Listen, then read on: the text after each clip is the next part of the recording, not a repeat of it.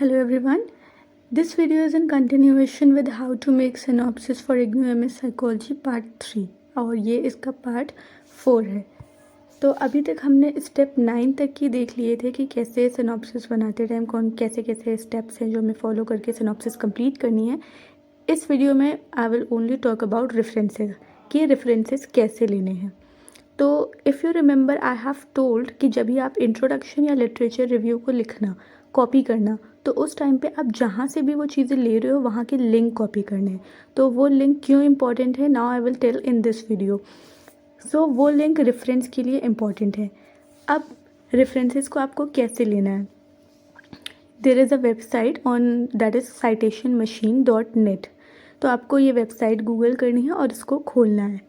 आपके पास MS word में या कहीं पे भी आपने जहाँ पे पेस्ट कर रखे थे सारे वेबसाइट्स और जर्नल्स के मैंने बोले थे अलग अलग लिंक्स को पेस्ट करना है। तो अब उनका काम यहाँ पे है कि वो इस तरह से हेल्पफुल हो सकते हैं। So first step is to go to citationmachine.net and then click on create citation.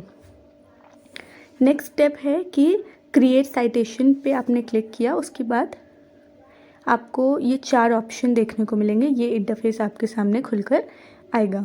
Okay, next step है कि आपको वेबसाइट पे क्लिक करना है। अगर आप पहले वेबसाइट का जो भी आपका इंट्रोडक्शन जब आपने लिखा होगा तो इंट्रोडक्शन आपने वेबसाइट से लिया है तो वो वेबसाइट को आपको रेफरेंस में डालना है कि आपने कौन कौन सी वेबसाइट को यूज़ किया है।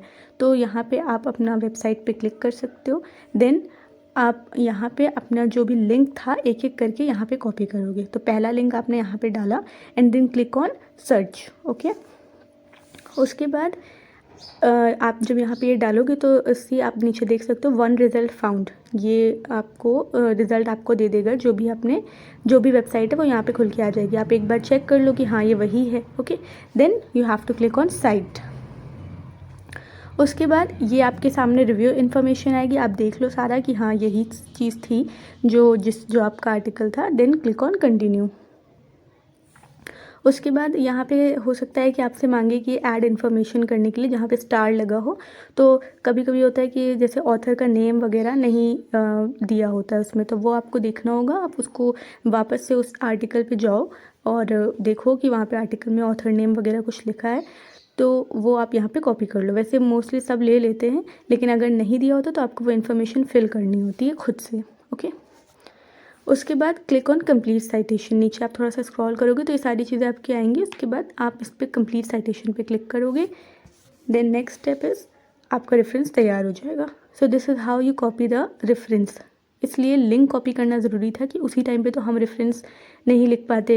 इस तरह हमें रेफरेंसेस को APA स्टाइल में लिखना होता है। सो यहाँ पे आप क्लिक करके चेंज स्टाइल में, अगर ये APA स्टाइल ना दिया हो सो आप उसको APA स्टाइल में कर देना। और यहाँ जो आप बटन दिख रहे हो जिस पे अल्फ़ाबेटिकली लिखा हुआ है सो यह अल्फ़ाबेटिकली पर ही रहने देना, ताकि आपके जो APA स्टाइल के जितने भी रेफरेंसेस होंगे आपके सारे यहीं पे आ जाएंगे। अभी आप यहाँ पे कॉपी मत करना, ऊपर जाके दूसरी जगह एक ऑप्शन आपको मिलेगा इसी पेज पर ही, create another citation.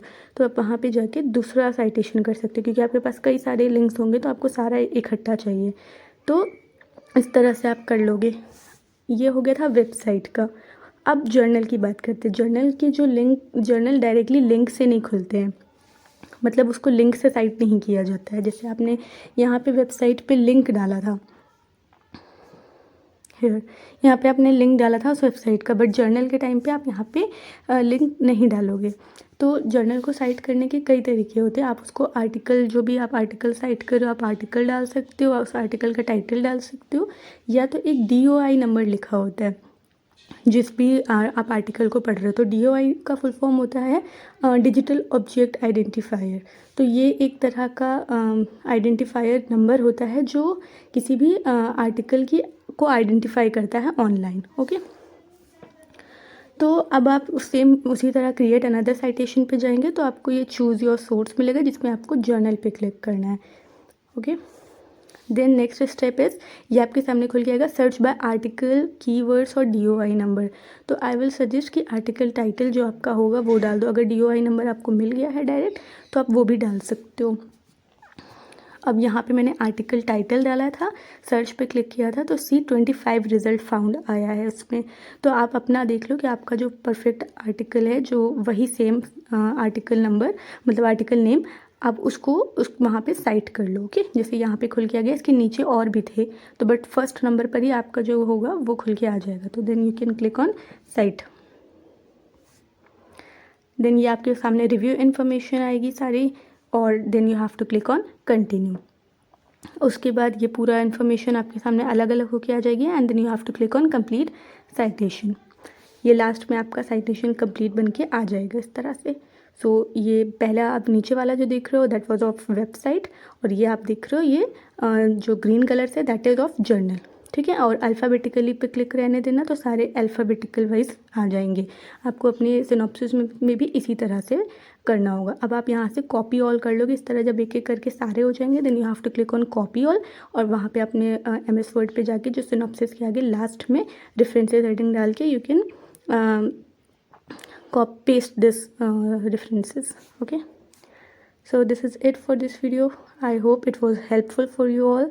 Thanks for watching. Have a good day ahead.